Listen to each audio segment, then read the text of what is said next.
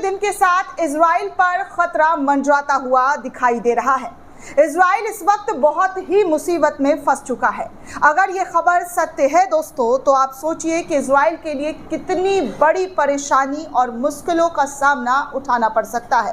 दरअसल दोस्तों, ईरान के जरिए अब दावा कर दिया गया है कि इजराइल के खुफिया जानकारी सीक्रेट्स जो है हथियारों से रिलेटेड, जिसमें परमाणु बम से लेकर तमाम हथियारों की जानकारी है, वो ईरान के हाथ लग गया है।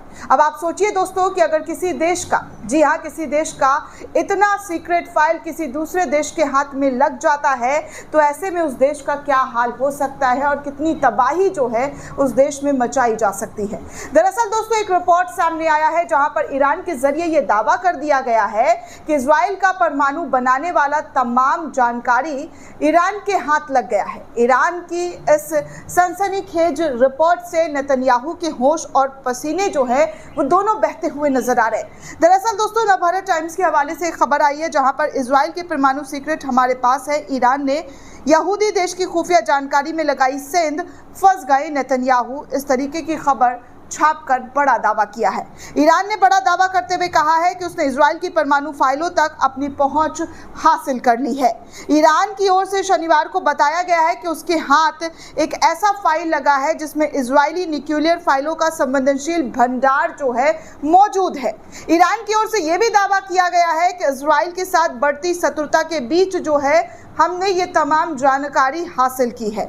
ईरान और इजराइल में दुश्मनी दशकों पुरानी है दोस्तों, ये किसी से छुपी नहीं है। बीते साल दोनों देश में इतनी तनातनी बढ़ गई थी कि दोनों मुल्क ने एक दूसरे पर मिसाइल अटैक किया था। जी हाँ दोस्तों, इतनी ज़्यादा तनाव बढ़ गए थे कि दोनों देशों ने एक दूसरे पर मिसाइल अटैक करके अपना बदला लेने की बात की थी। आपको बता दें दोस्तों कि दोनों देशों में साइबर युद्ध भी लगातार चलता हुआ नजर आता है और ऐसे में ईरान के जरिए ये दावा करना कि उनका परमाणु फाइल उनके हाथों लग गया है, तो इजराइल की टेंशन और नेतन्याहू का जो पूरा का पूरा चाल है वो पूरी तरीके से विफल हो सकता है।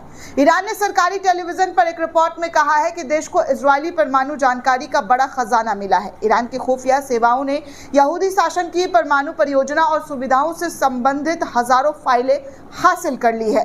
रिपोर्ट में यह भी कहा गया है कि सामग्री प्राप्त करने के मिशन में खुफिया दस्तावेज, तस्वीर और वीडियो जैसी तमाम चीजें भी उनके हाथ लगी है।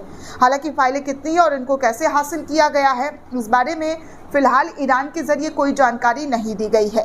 ईरान का दावा सही साबित होता है तो इजराइल की बेंजामिन नेतन्याहू सरकार के लिए ये बहुत ही बड़ा मुश्किल का जो संकट है वो देखने को मिल सकता है, या यूं कहे कि एक कयामत का पहाड़ जो है इजराइल पर टूट सकता है।